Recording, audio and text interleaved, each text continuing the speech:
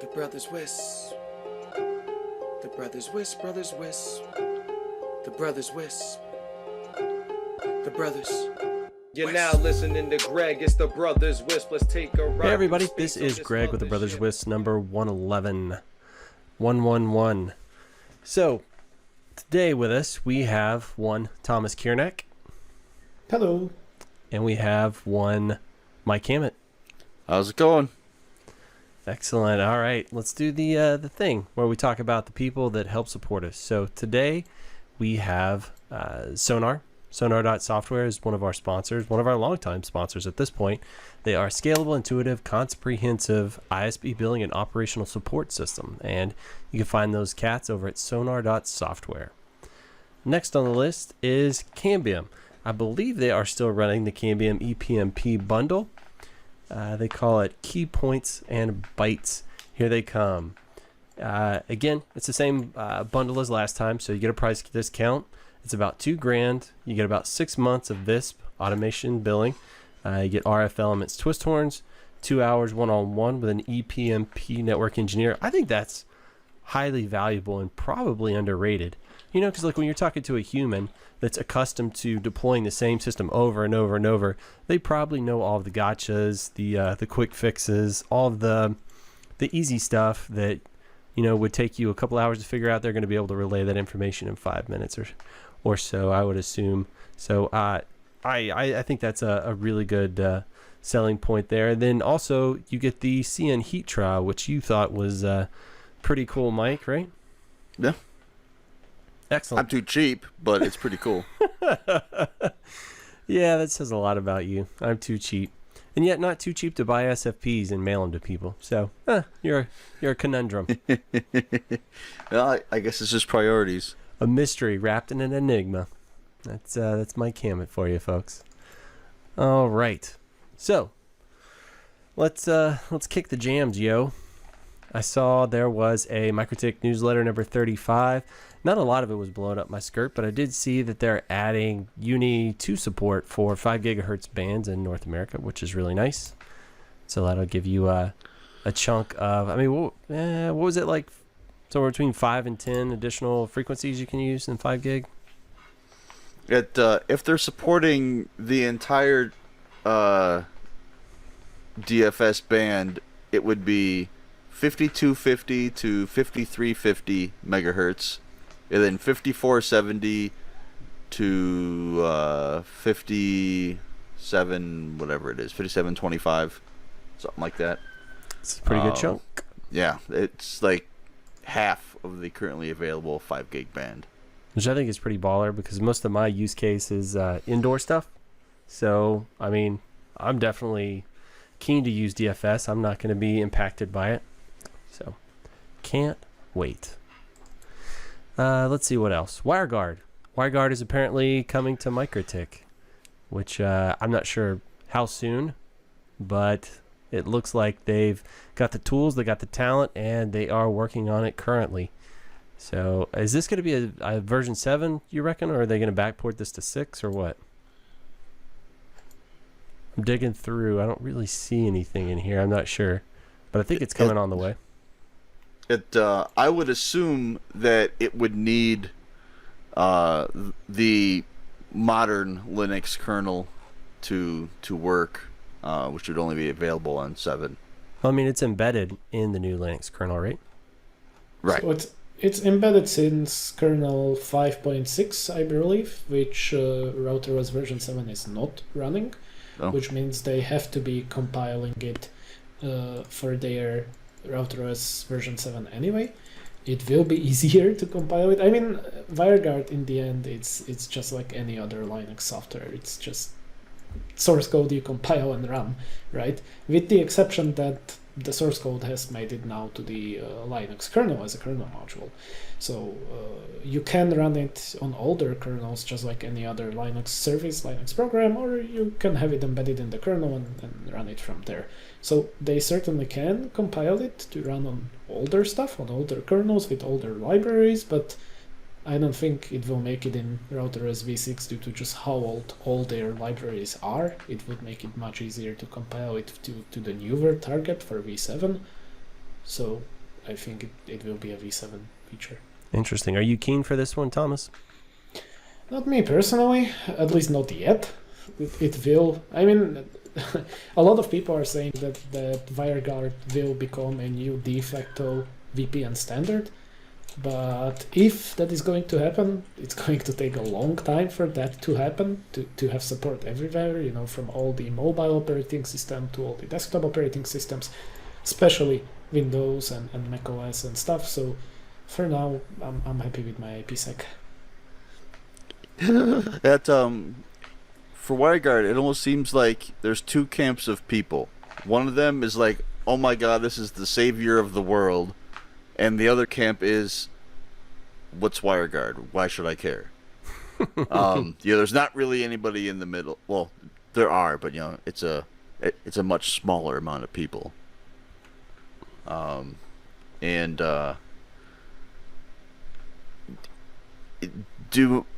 I have it? So is WireGuard more like an IPsec that's connectionless, or is it more like a PPTP where you have, here is an interface presented on the router, go to town? So I actually don't know I think it creates ton interfaces, but please don't quote me on that. I think it just operates on top of a virtual ton interface.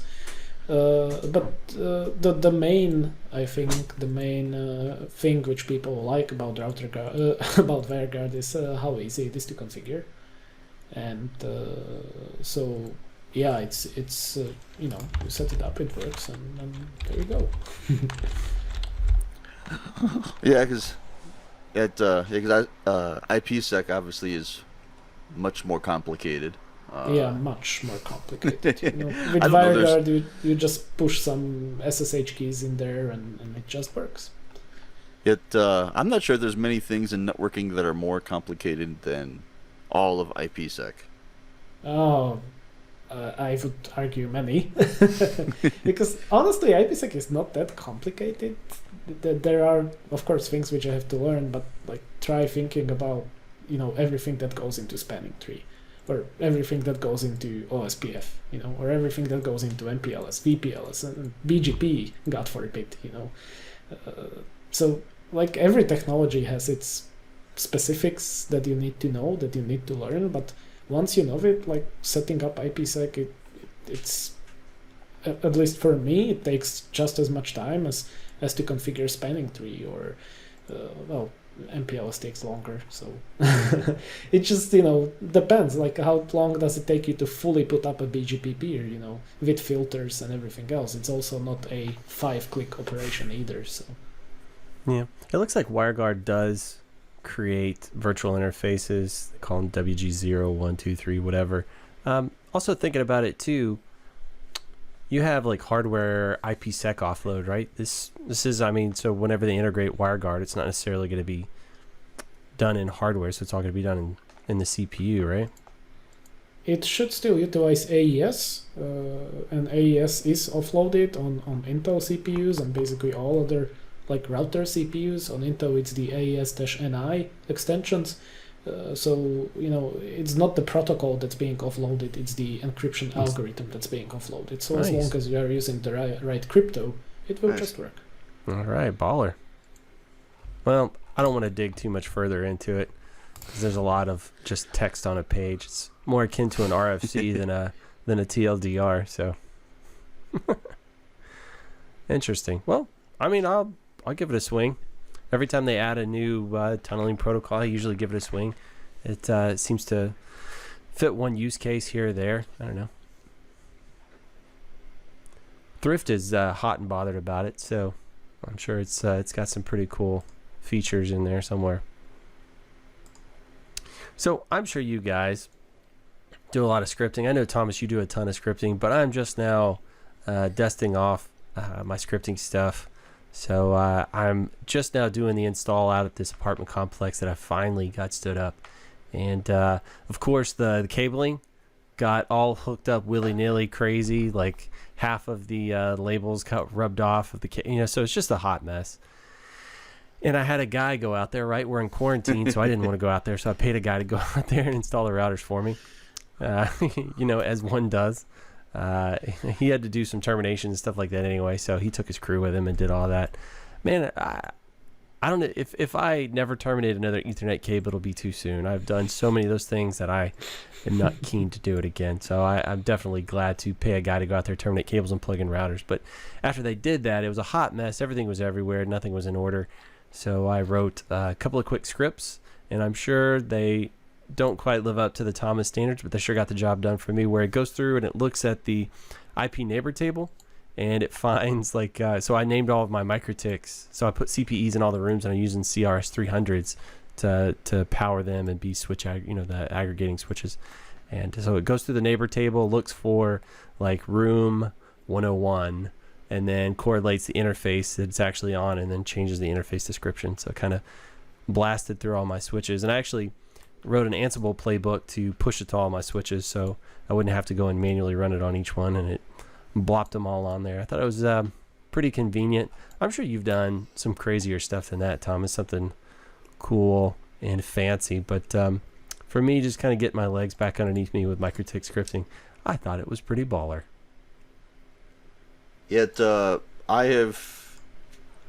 do not think I've ever made a MikroTik script on my own, and if I've used any, it's been a copy and paste only a couple times.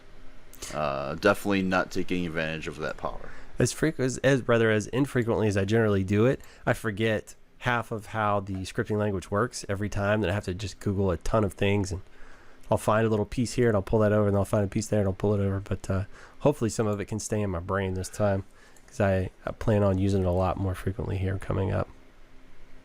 Also, in the midst of this of pushing this stuff out, I was talking about using Ansible to push this stuff out, and Unimus is an amazing tool too, to be able to automate a lot of your stuff. I'm getting that sweet Ansible money now, so I'm desperately trying to find every use case I can to use it. Right, it's just every time I touch it, I learn something else about it. I learned a little bit more about how I can more flexibly use it in different areas and stuff like that. But one of the interesting quirks I ran into is they have a routeros module in there, right? It's kind of the interpreter, how you speak to different pieces of equipment, right? So if it's a Cisco switch, it's IOS module. Here it's a routeros module. And in that, if there's comma separated list of interfaces, it interprets that as a list and it breaks your command. And it took me about an hour of Googling to figure out there's a weird quirk with that specific command that it anticipates that to be a list. So you drop it down one line and put a dash in front of it, and everything is fine. It took me an hour to figure that out, so that was driving me bonkers. You know what I found is I've got a really good team of guys that I can rely on, which is strange for me. No, I mean, I'm where I work. I'm saying you guys are a really good group of guys that I can lean on. That's not what I was going to say. It's like, all right. Let's just start snoozing Greg's comments. No, I just meant occupationally, being surrounded by really smart guys. It's been a while, at the same job that I've been surrounded by guys, and really helpful dudes too. So I will grind against something for X amount of time, and then I'll ask a quick question, and usually I'll get a quick answer back, and I'm like, oh, son of a biscuit. Okay, well, that's how I'll do that. It's not everything is done the way you would anticipate in Ansible, so it's kind of a little bit of trial and error. But whenever I'm I keep banging my head against this brick wall and trying all new things, and I'm learning new things, which is good. It's not ultimately the answer, but I eventually get there in the end. Yeah, so actually what you were running into is not even an Ansible thing, it's a YAML formatting issue. And how lists and arrays work in YAML. Every other module I've ever touched doesn't interpret it this way. It's the routeros module, the way they look at YAML for some reason is just a little bit different than I've seen in some, I don't know. It's how they load the data from YAML, right? Because when you load a field, a value from YAML, you can load it as a text value, as a list, as an array, as everything else. And they load this as an array, and if you put an array on a single line, there is a separator you can use. And so it sees those comments, so it assumes, hey, this is a list, and it breaks them all out. Wherein if you break it into a different line, like you're saying in the YAML formatting, put the dash and then have everything, then it's like, oh, okay, this is just one of the entries on the list, and I'll assume everything inside of it is part of that. But it's crazy because no other module that I've touched interprets it in this exact way. And this is why I have very strong opinions about the YAML. Yeah. It's just, it's like anything, right? You learn the quirks and you learn to work around them and stuff like that. So, well, there's it's a little bit easier to learn quirks when you have syntax that's more than just spaces and one thing else. I find myself wishing is that I could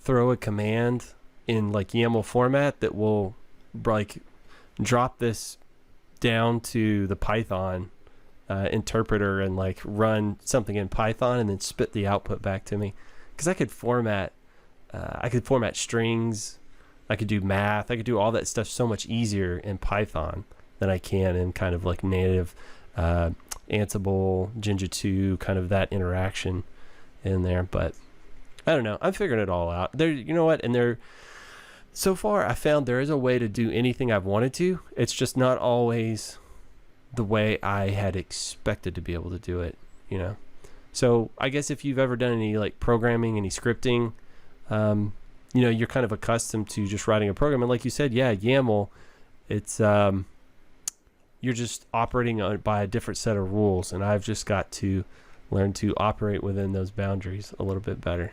I'm getting better about it. It's just taking me time. So while we're talking about automation and things like that, I know it's not on the list, but anything new cooking in Unimus right now? Oh yeah, lots and lots. So we've been releasing RCs for 2.0, so release candidate builds. The last 3 weeks have been just crazy. That's all I can say. We've been releasing these builds, and thank you for everybody who's been testing it, and the devs have just been pulling all-nighters because of this is a major release where pretty much every single part of the Unimus code base was rewritten or updated in some way, and we've also added the multi-tenancy, right, zones, which completely changes how the system behaves, because it touches security, it touches how you define user interactions and user roles and who can touch what device and stuff like that. And long story short, there's been a laundry list of bugs which have now been fixed. So the devs have fixed up to I think 48 bugs in the last 3 weeks since we released the last Unimus 2.0 beta. And next week is our target for 2.0 state. The multi-tenancy, is that so that you can run like a hosted environment and have different customers and different things, or is that just more like kind of like a role-based access control mechanism you're putting in? No, it's a completely, entirely agent server system. So we are releasing a completely new Unimus core, which is like a remote agent or a remote poller.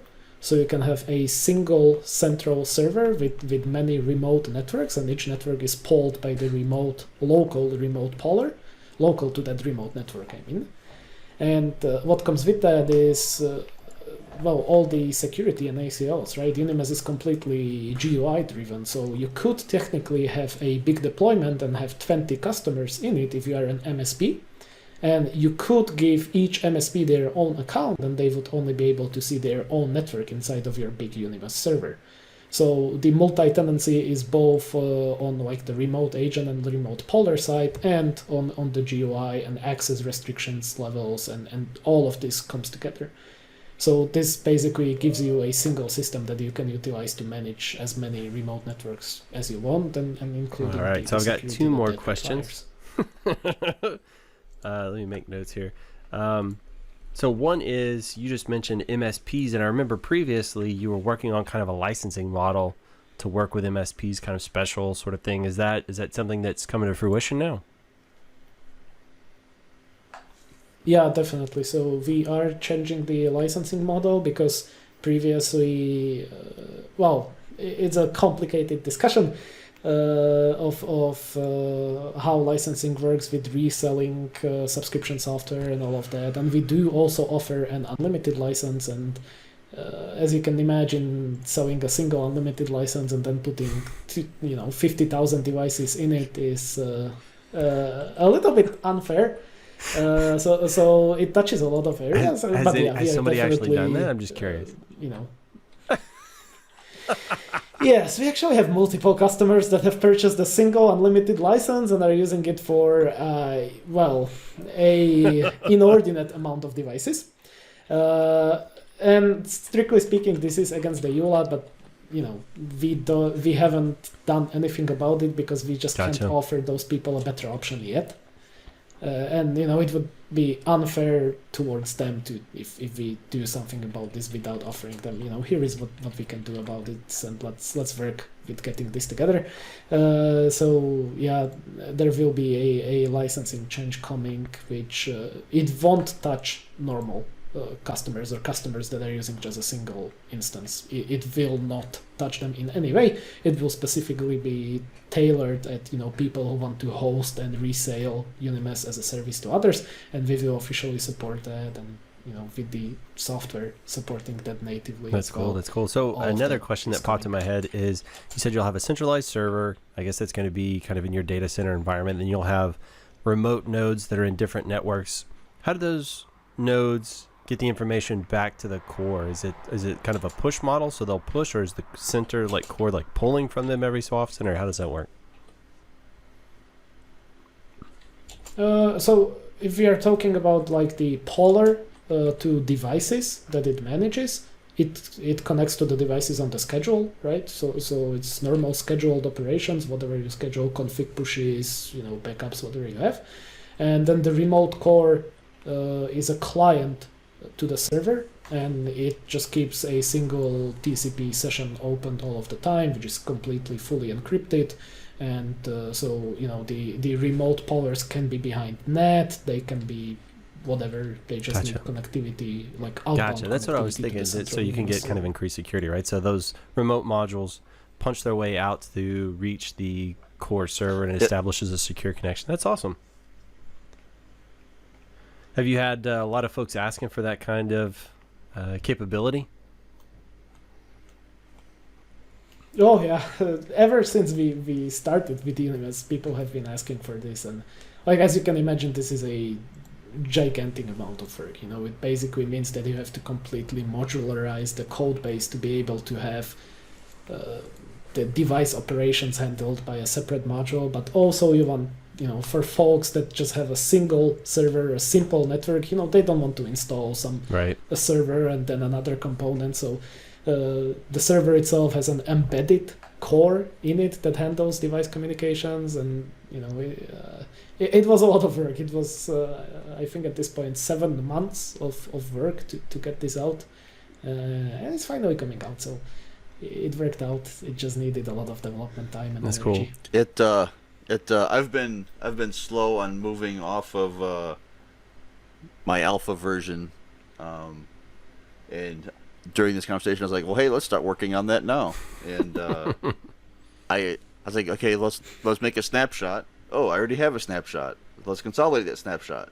And now it's just dragging and dragging. It's like, I guess I'm not gonna finish this before the end of the cast. You trying to prove a point, Mike? I see what you're doing. Well, I was like, hey, great opportunity to have some real-time help in doing this. Hey, if something doesn't work, I'll just stop the conversation and ask Tomas what's going on. But it's not going to finish. So consolidating anytime soon. So Tomas, something I've been going through a lot is sales training, and it is a gargantuous pile of buzzwords, and most of them I'm very much unaccustomed to, right? Because this is while I'm here working with Ansible, which is an automation product, and I'm focusing on networking.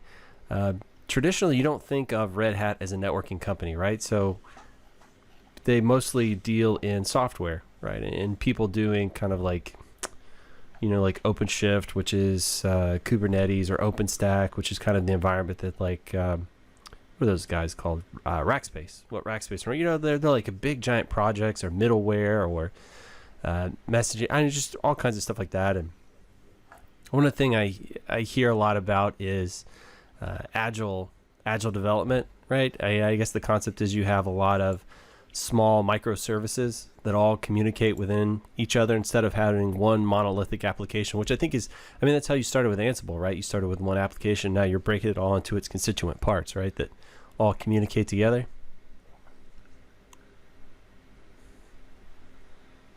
So it's a little bit different. Like Agile is a development methodology, which doesn't necessarily have anything to do with microservices. And so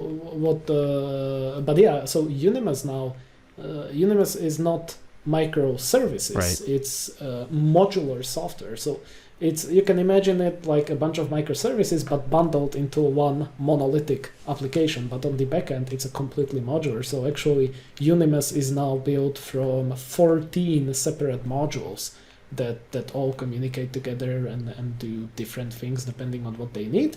But since we are an on-premise solution, each customer deploys their own server, it doesn't really make sense for them to deploy like 14 Docker containers or something else.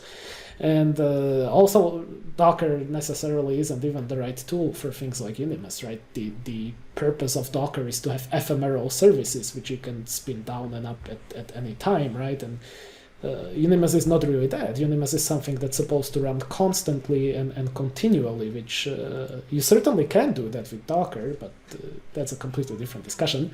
So Unimus actually is now written as a modularized software base, but it's still packaged as a single monolithic application. Yeah. It seems like most of the stuff I'm reading about, like where they're talking about microservices and things like that, that's like web-based applications, things like that, like Netflix. Like when you're browsing a Netflix, one portion of it might be a microservice and that might crash, but then the rest of the interface is still working, right? So you can kind of have a way to get around. And then, like you said, a lot of it is about being in containers and being able to, as you need additional compute resources, spin those up automatically and then, wipe those away. And then, they're talking about, what's the terminology? CI/CD. I had to Google that. It's like continuous integration, development and delivery. Integration, continuous development. You take your code and then as you update your code in your Git repository or whatever it happens to be, you push it to testing, and then testing goes to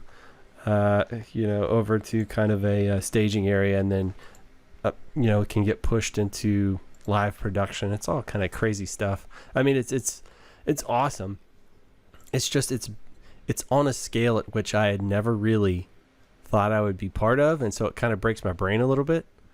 And I was just curious. You're right.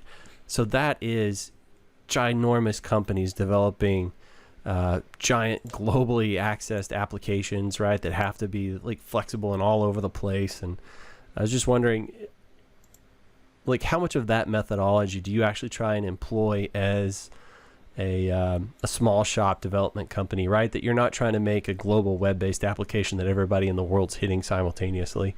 What kind of buzzwords, I should say, apply to you? That kind of apply to them. I'm trying to just make it all make sense to me, and it's sort of difficult. So actually, all of those we do. It's not just we try or we look at it. We actually do all of that. So we have a full CI/CD pipeline.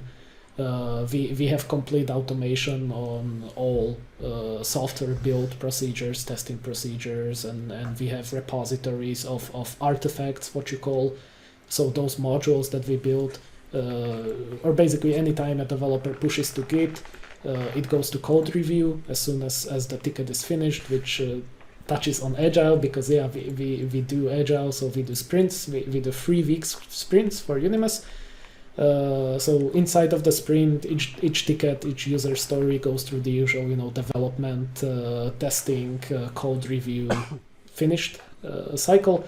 So anytime a developer pushes some code, it runs through CI/CD, it checks for coverage, for tests and everything else. Once that is all done and the developer is finished, it goes to code review, another developer code reviews the entire thing, then it gets merged to the development branch in our Git repositories, then that happens for 3 weeks, basically, during a sprint. And then as soon as the sprint is finished, the per sprint branch is merged into the master branch in Git repository, which happens for every module separately. That all gets built by CI/CD. There is, an artifact publishing that goes in there, and we basically split Unimus and everything else we do, because actually we have more software than just Unimus, right? Unimus is a public product, but we have a licensing server, we have our portal, which is the license management and purchasing stuff. We also have web pages, which also go through all of this, and we have some internal tools. We have internal frameworks for testing, because you might say that we don't do like a global distributed web app. Sure, we don't. But Unimus, we have customers who have 16,000 devices in Unimus, right? And that is quite a scale to, if you imagine suddenly you need to config push to 16,000 devices. The software needs to be able to handle that, or you need to back up 16,000 devices, right? That's a serious amount of threads, sessions, performance that has to work, error handling and everything else. And so how do you test that?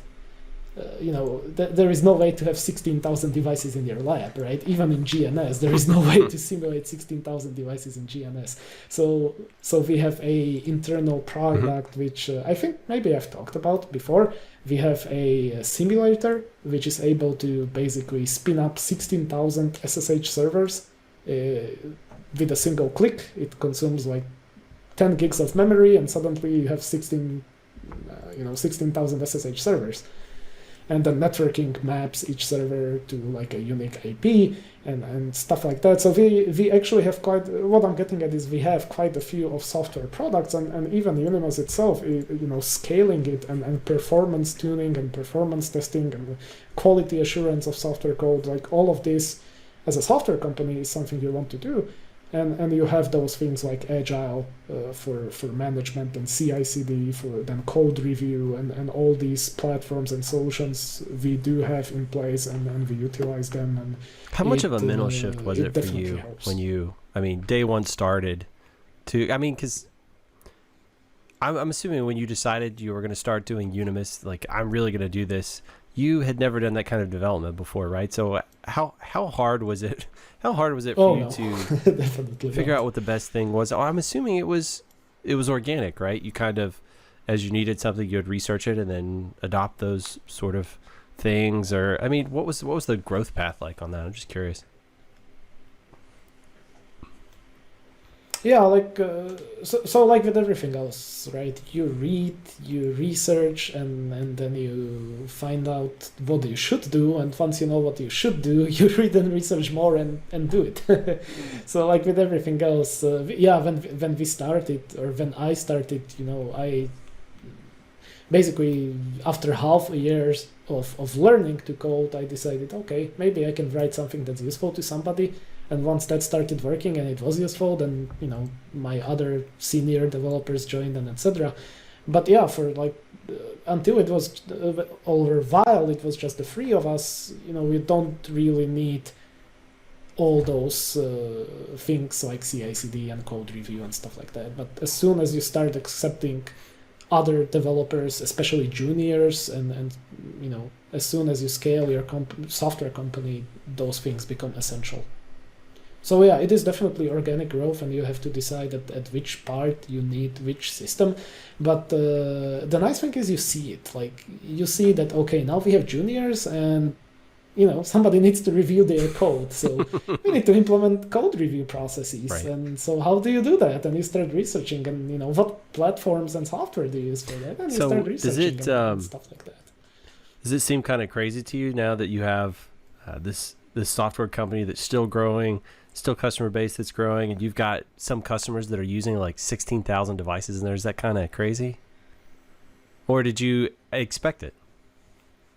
I think, honestly, it's hard to say expect. Like, I saw that something like this is needed. Mm-hmm. Because I myself needed it, right? And yeah, sure, we can talk about Ansible, and we can talk about infrastructure as code, and we can talk about all of these, which are nice things. And I'm not saying they're bad, and I'm not saying we should not have them. That is the way to go. That is the way you need to go. But at the same time, software engineers usually don't want to be networking engineers. They don't want to be software developers. And also, Ansible is something you have to spend an enormous amount of time to learn. And to convert your entire network to a code flow that's Ansible based, that's infrastructure as code, etc. It's not something that's it's not realistic for any small network, right? Because if you are a one-man shop, you have a million other things that you need to do, or constantly when you are hiring, employees come and go, right? And it takes a long time to adopt employees into this or new networking stuff into basic infrastructure as a code, because then you need to learn all of those things. Like even Git, for some people it's completely normal. Git, it's easy, but I think most of network engineers don't know Git, and it's like a completely basic requirement for any code-based system. I just to wrap my hands around Git and get comfortable with it. It really did. Yeah. So to make the long story short, I saw a need for something that, I am a networking engineer and I know MikroTik. Why isn't there a way for me to deploy a VLAN to 200 MikroTiks in under 5 minutes?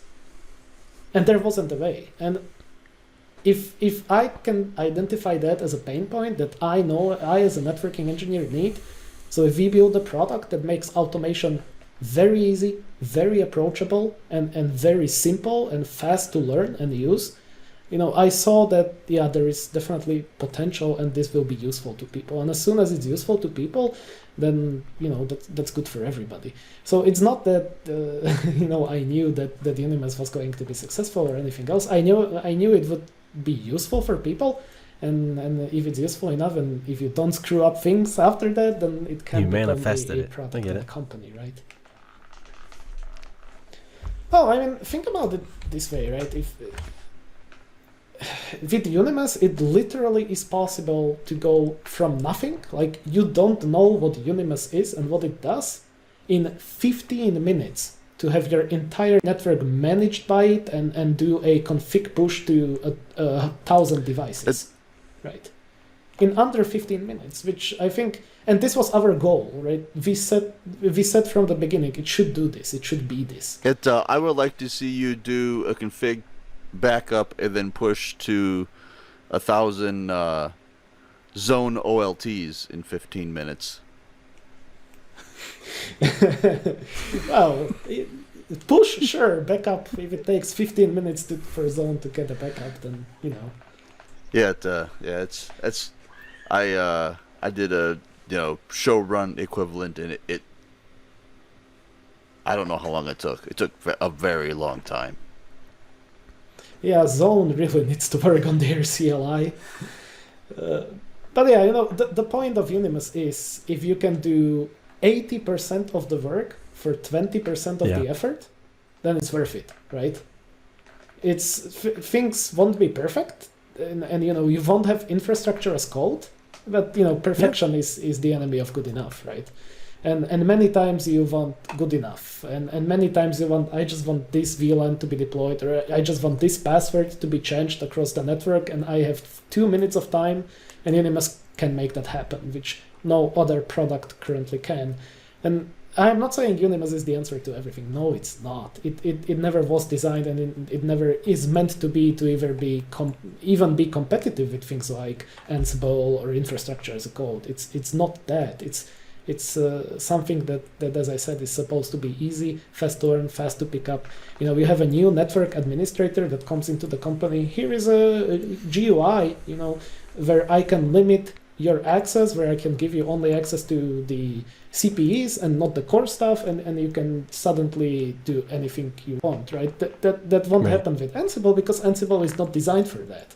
Same way as Unimus is not designed as infrastructure for code. So yeah, they're different tools meant for different purposes.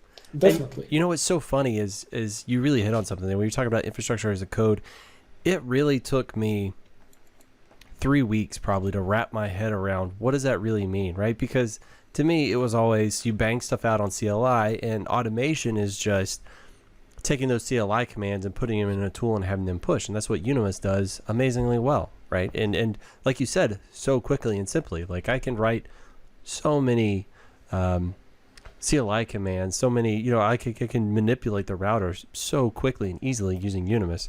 Wherein Ansible, really the core tenet is I basically build configuration pieces, with these templates and all these things, and then have this giant orchestrated automated system pull all that together and push out to my equipment, and sometimes without me really even interacting. And the idea being too that through workflows in Tower, I can have the development team have access to certain things, the operations teams, and then network teams all with different accesses, and we can kind of slide our code pieces together, like Lego bricks, and then have them all interact together with access control, on different people, right? And so it's like when you look at a machine that's that big and separated, that is so much different than probably 99.999% of people who are running microtics deep in their networks, or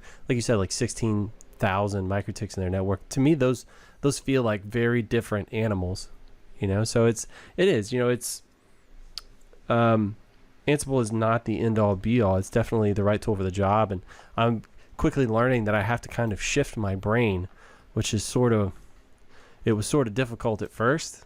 It's like all of a sudden, I had to learn to only write with my left hand. Like I couldn't, or I've got to wipe my butt with my left hand now. It's, it's going to get a little messy for the first couple of weeks as I figure things out.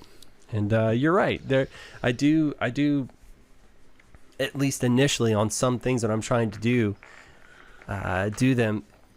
What seems like a simple task, I have to jump through additional hoops for to accomplish in Ansible. And it's because of, just like you said, it's infrastructure as a service, right? You're supposed to be able to break these things out and do these kind of bigger orchestration things. So it's, I don't know.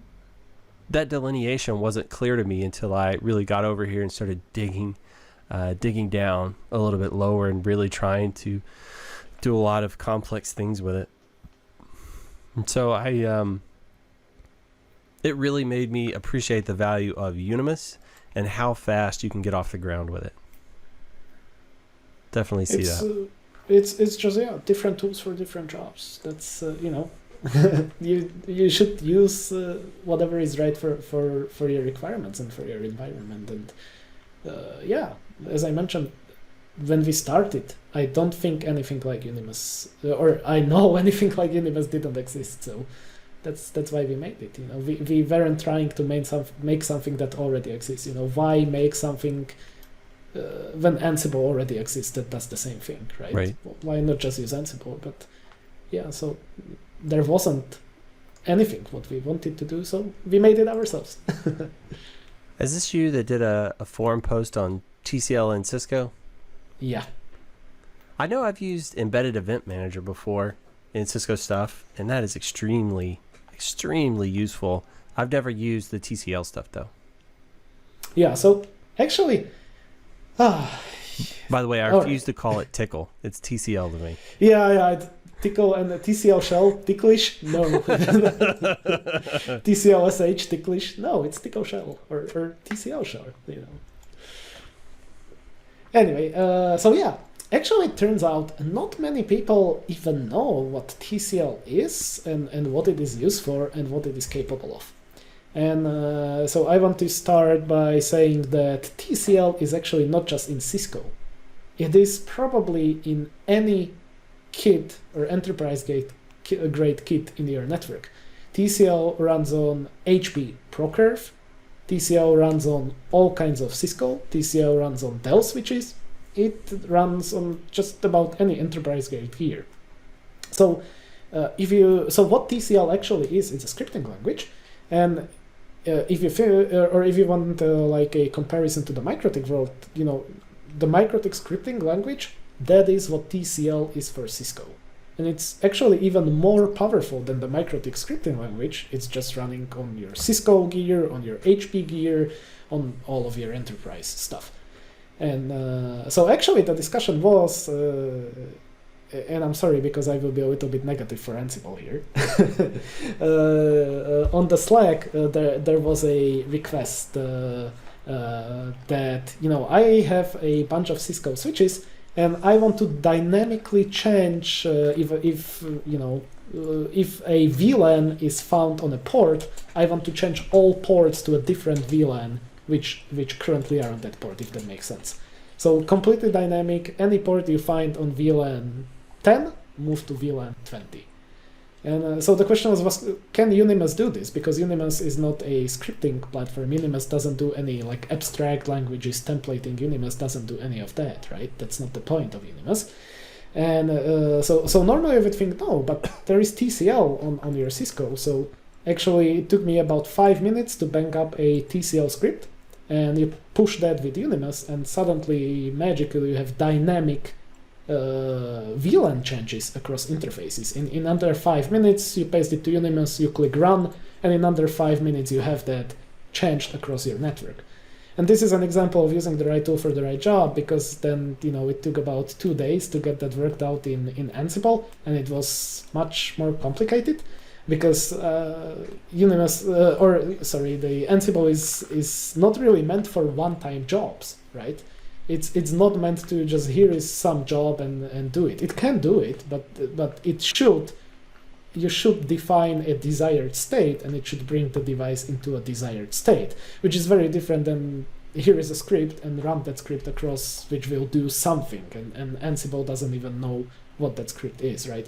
And here is a really nice example of using different tools for different jobs. So first of all, TCL is super useful. If you haven't played with it yet, I really recommend it. You can do all kinds of crazy things on Cisco with TCL. Completely dynamic stuff, loop over configurations, read VLANs, change VLANs, if, else, while, regular expression comparisons, all kinds of super useful stuff. Imagine it as a MikroTik scripting language for Cisco.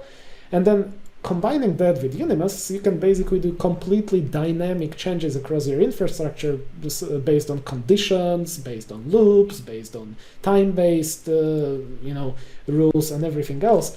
And it is a real shame that not many people know what TCL is and how to use it. And it's super fun, it's super useful, and that's what I was getting at. Yeah. Well, part of the delay on that was I was trying to figure out how to do it with iOS modules. And like you said, in Ansible, it does have the ability to have item potency, so that you can run the same command over and over. And if it's already in place, it won't rerun the command, right? That's kind of one of the interesting bits about it. And so for me, it was just trying to figure out, hey, okay, how do I have this system pull these pieces and do all that stuff? And there are some iOS modules that sort of do this.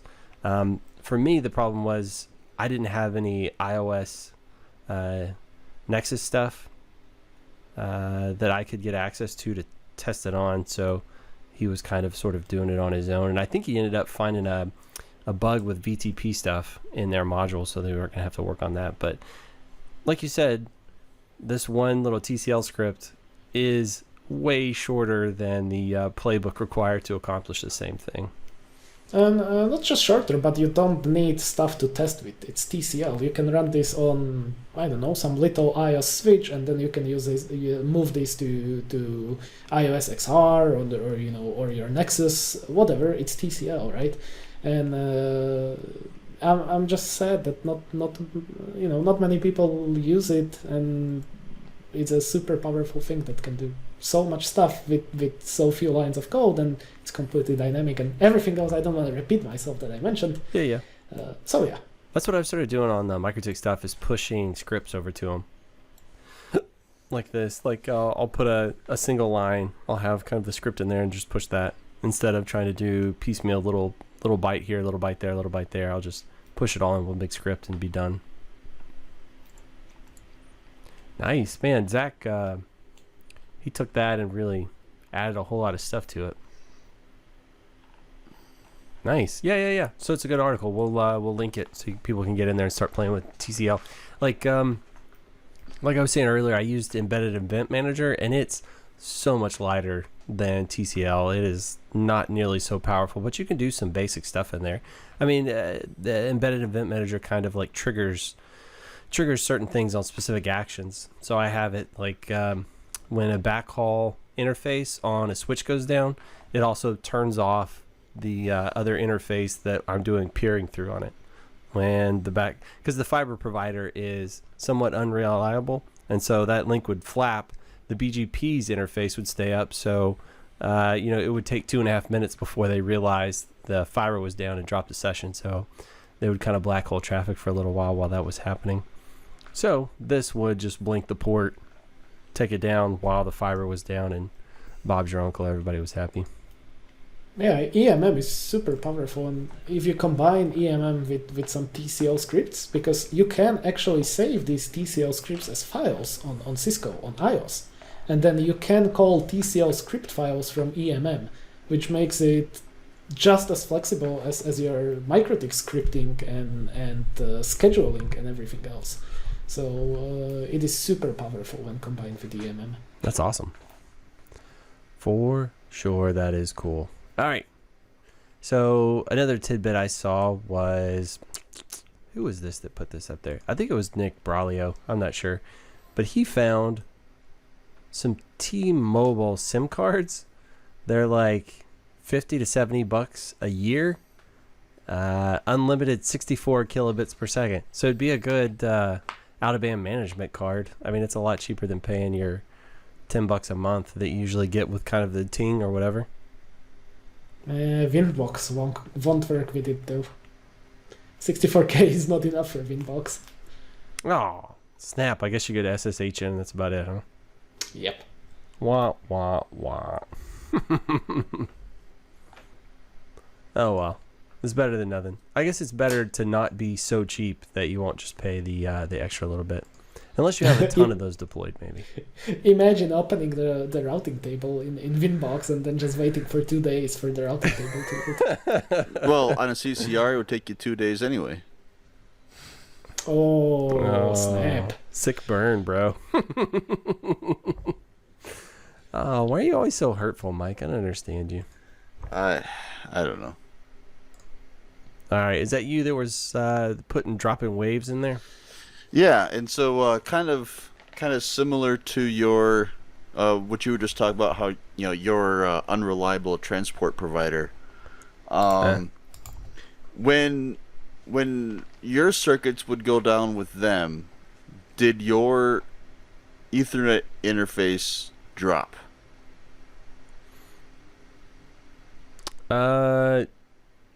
Usually there was an instance before where the fiber went down on one side and didn't drop on the other, but normally it drops on both sides.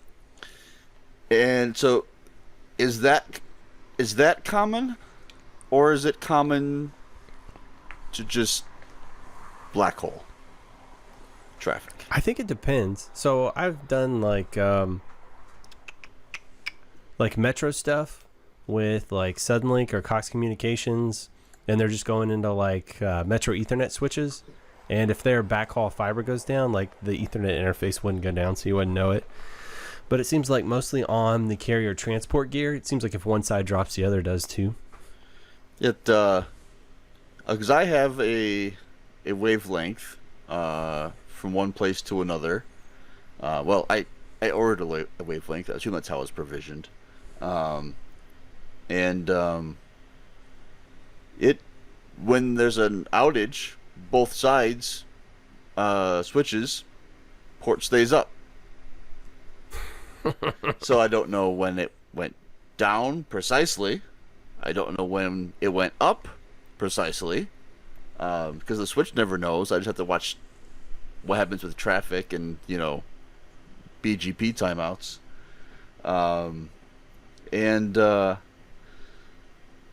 I was just really annoyed, and I didn't know if that was common. I don't know. It seems like usually when I'm getting either fiber or copper transport, like from a carrier that's going in a legit carrier. So if they're going to like a Sienna or I don't know, some kind of Metro Ethernet delivery device, it usually seems to drop. Like if I kill the port here, it dies at the far side too. That seems like the way it is most of the time. I don't know. At least in my experience, which I haven't done it a million times, so your mileage may vary on that. It sounds like yours absolutely varies on that. Yeah, 'cause when I call support and like, and then they ask if it's down, I'm like, I think so.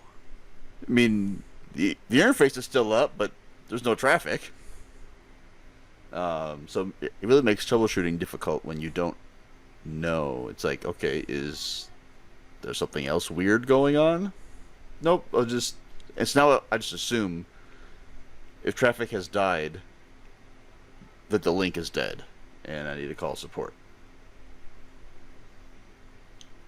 Fair enough. Oh, if you can transport stuff like LLDP or CDP through the link, at least that might be a useful indicator if traffic is passing. Because if you can see that LLDP or CDP neighbor on the other side, then the transport is doing its job. If not, then even if the port is up, but you don't see that neighbor, then you would know that the link is dead.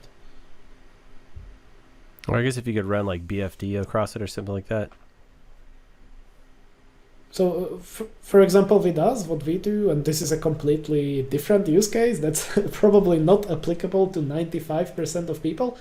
But so for all the links that we ran that were like rented fiber or not other links, we had a requirement where we had to run IPsec. The traffic couldn't go through the link unencrypted. So, for example, that's also a super easy thing. You don't have to encrypt the entire traffic, but like set up a IPsec tunnel between just transport mode, not tunnel mode, between the endpoints. And if the tunnel dies or if the IPsec session dies, that's dead as well. But that's like an overkill solution. For us, it was super simple because as soon as we saw that IPsec is down. First of all, there was firewall, so no traffic could pass if IPsec was down because we had a security requirement that it had to be encrypted.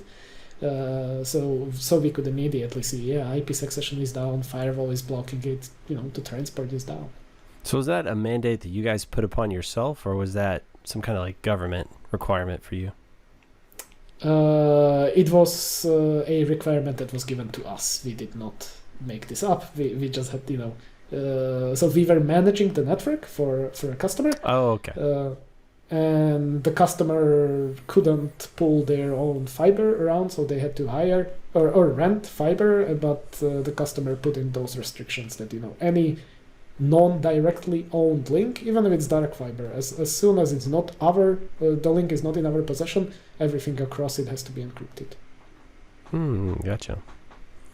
Which was cool. That's an odd requirement.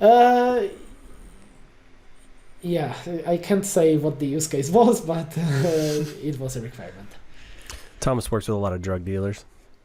I wish. Their parties are much more fun. So you admit you've been to them. I get it. All right. The drug parties? Is that what we are talking about?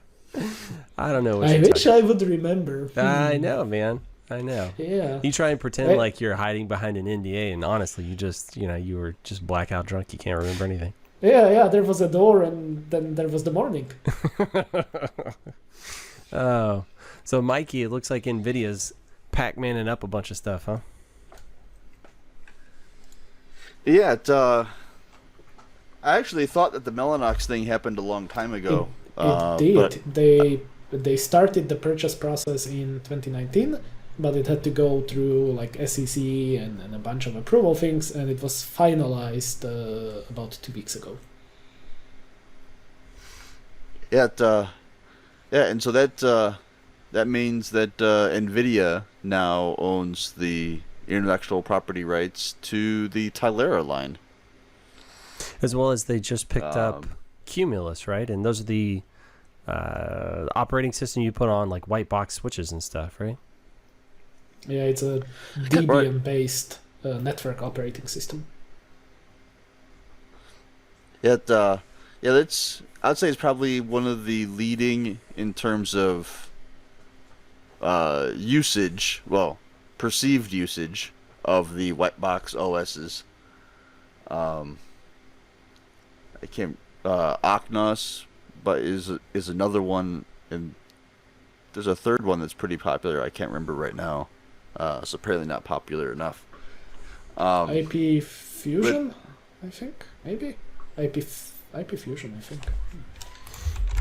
Thomas, weren't you speculating they picked this up for high compute stuff or high performance compute? Yeah, so NVIDIA is really in the HPC high performance compute game. Like, pretty much all supercomputers today run massive GPU compute, and NVIDIA is a large provider of the GPU compute. There is also, of course, AMD is doing stuff there. Intel, with their new ZE XE platform, is trying to get into that space. Also, Intel had those compute cards. What were they called? Anyway, Intel had compute cards for this as well. But NVIDIA is providing the majority of GPU compute for supercomputers, and they want to stay inside that space. So if you think about it, specifically with a lot of game streaming now coming into place, like the Google Stadia, and just about everybody is making a game streaming service today. Well, you are going to buy stuff off of NVIDIA anyway for the GPU part, for the render part of it, right? So if NVIDIA can also provide you a certified networking solution, hey, we know that this game streaming service will require a lot of traffic. You are buying our GPUs. Want to buy certified networking gear as well? It just makes fairly decent sense. So they are doing these purchases to stay in the supercomputer space, in the high performance compute, and also to better their position in game streaming and data center games or data center space as well. And so that's why they bought Mellanox. Actually, originally they bought Mellanox because of their mature fiber channel and InfiniBand lineups. If anybody still remembers InfiniBand. Like, a lot of supercomputers are running InfiniBand even today, right? There were entire supercomputer generations which were running on top of InfiniBand, and like so many data centers still run fiber channel today. And so that's why the Mellanox purchase happened, is because NVIDIA wanted to get into those two technology stacks which Mellanox had, and now with with game streaming becoming a thing, it just makes sense for NVIDIA to have a networking company.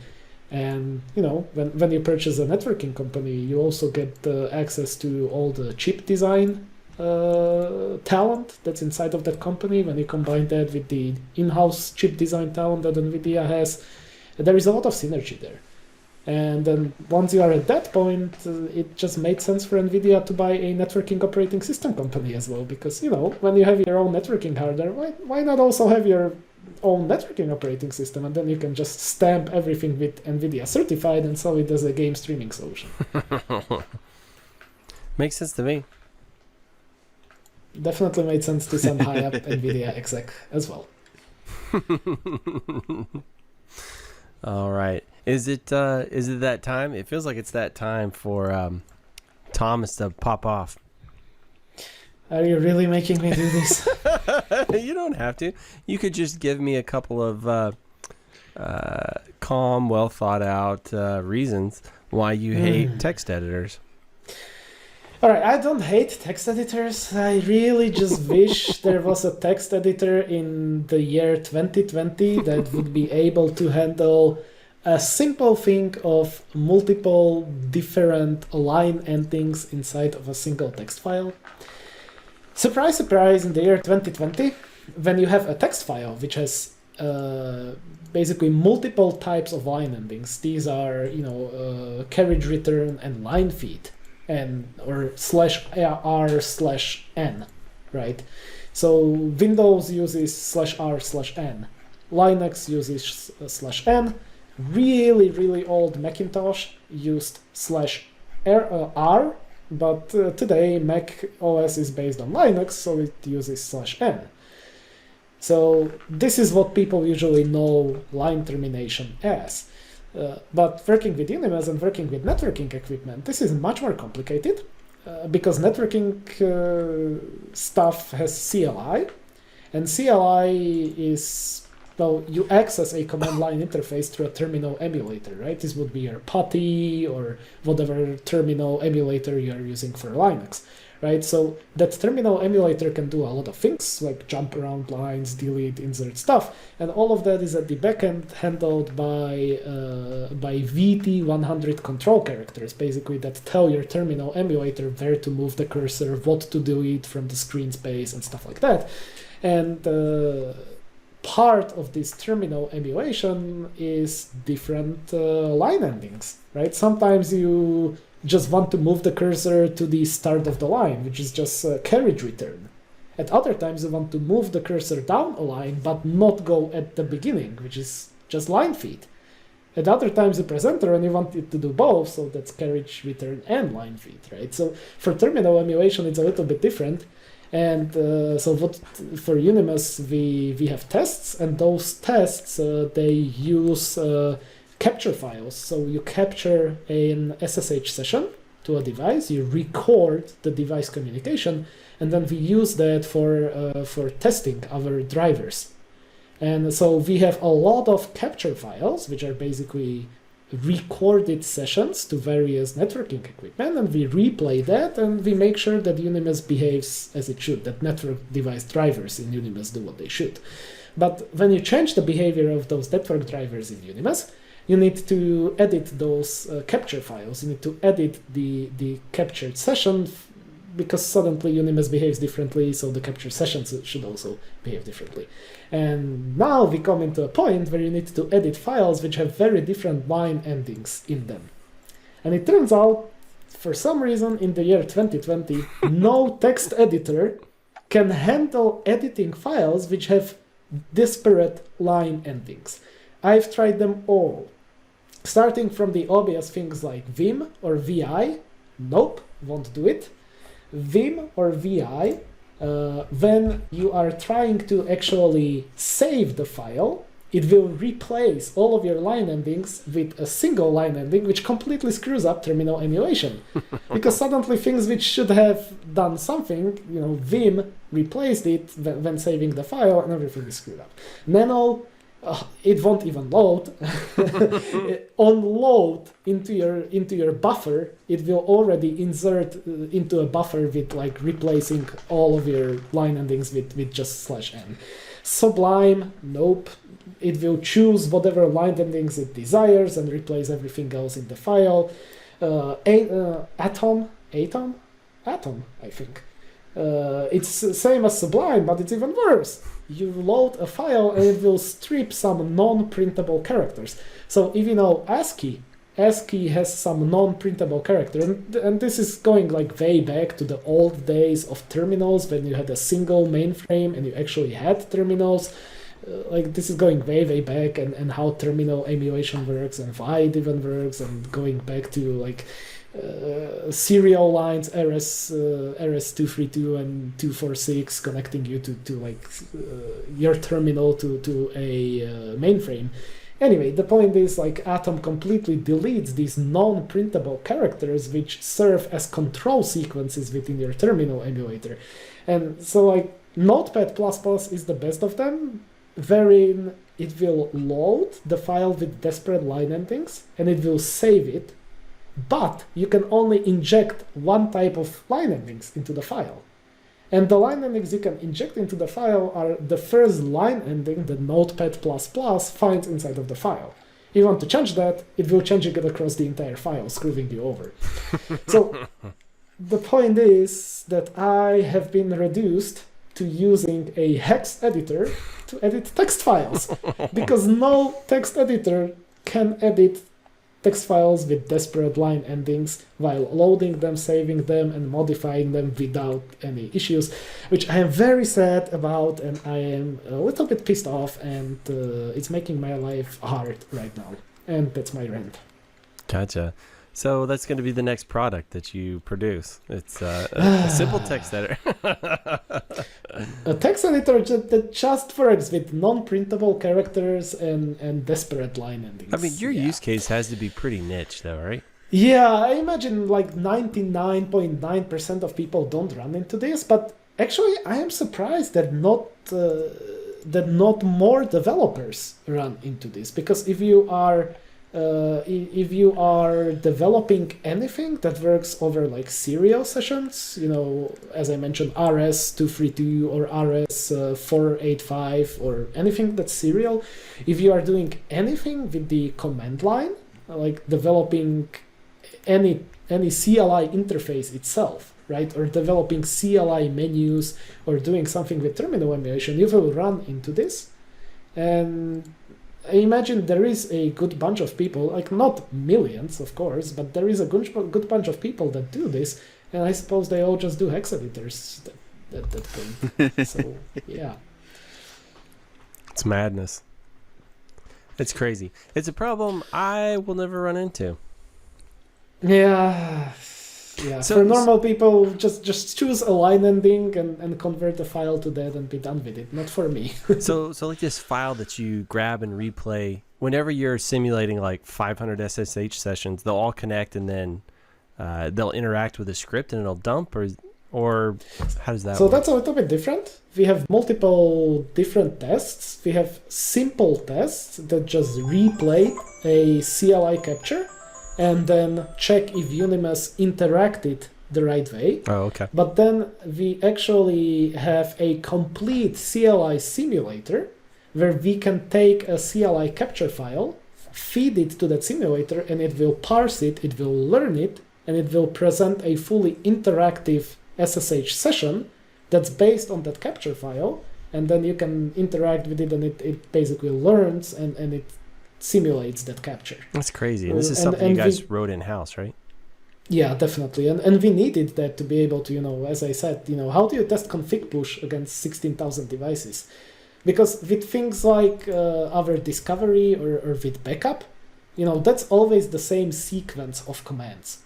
So you can play that against a CLI basically capture file, and you can replay that because it's always the same sequence.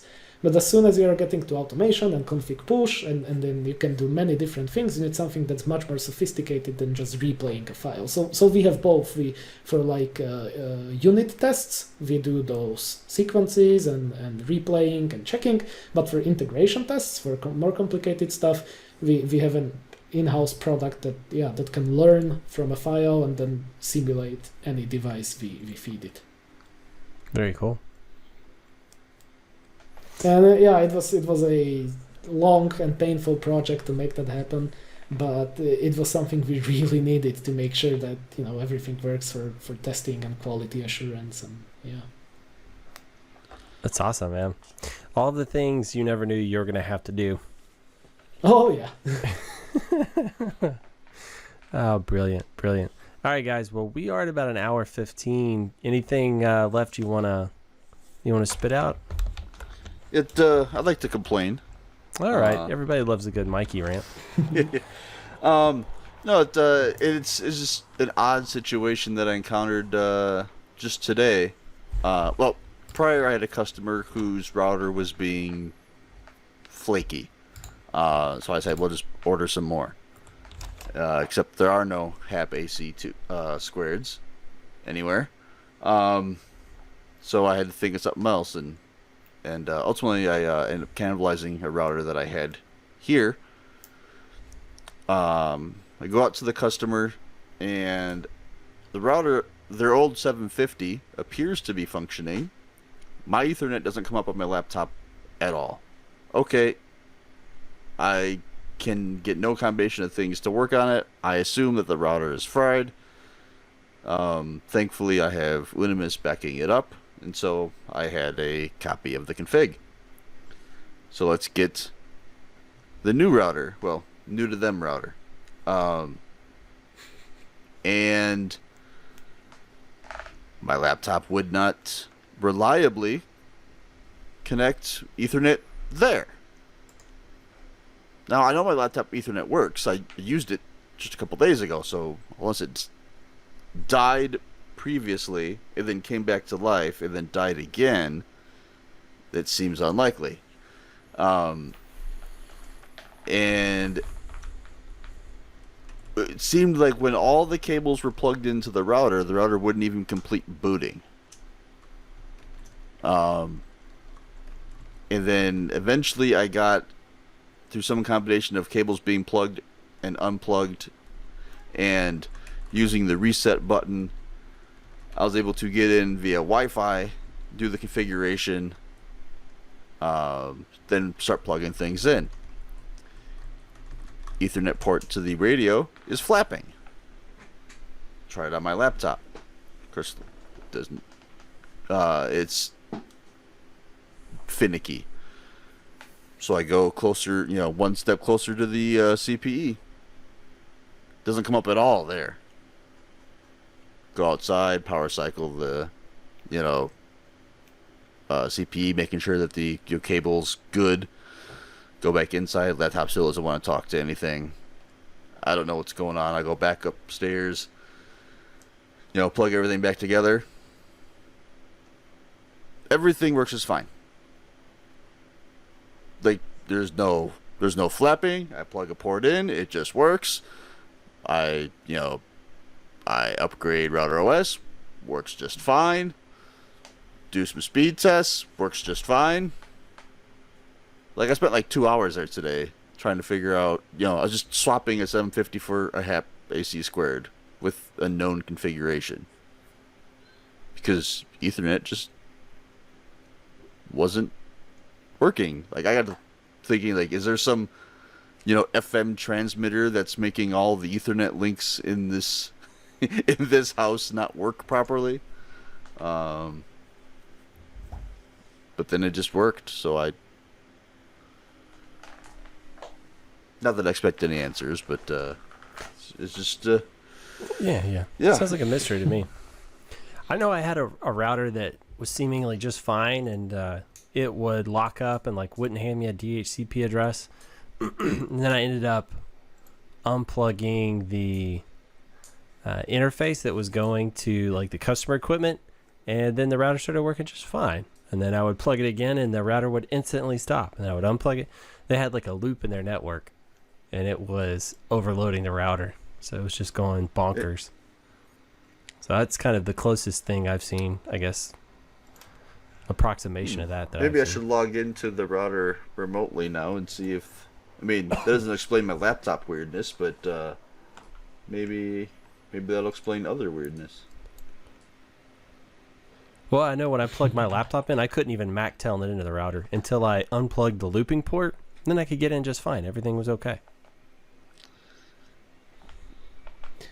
Yeah, this is why you need STP. Yeah. They had just done ring completion on their network, and they weren't running STP yet on that portion. Ouch. Yeah. Oh well, live and learn.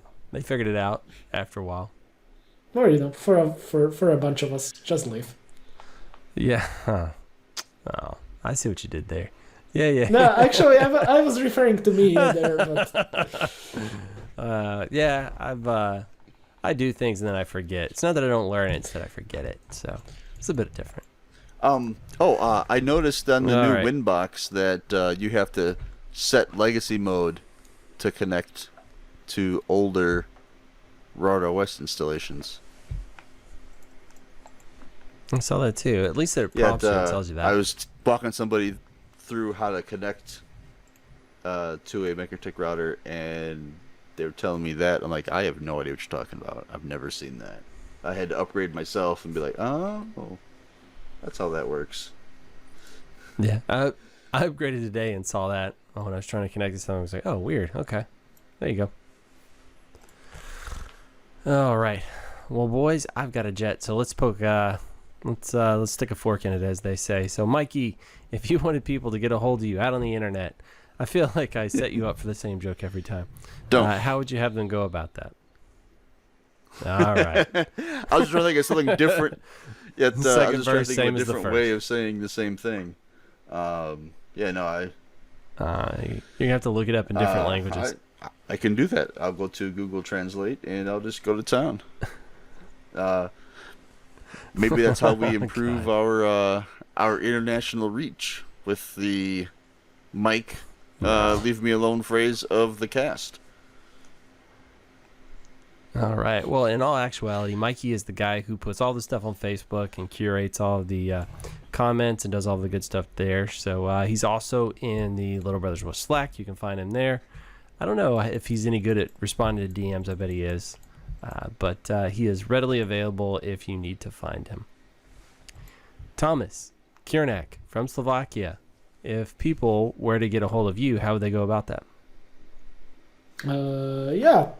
Just Google for me. You'll find me if you want. All the social networks, all the stuff.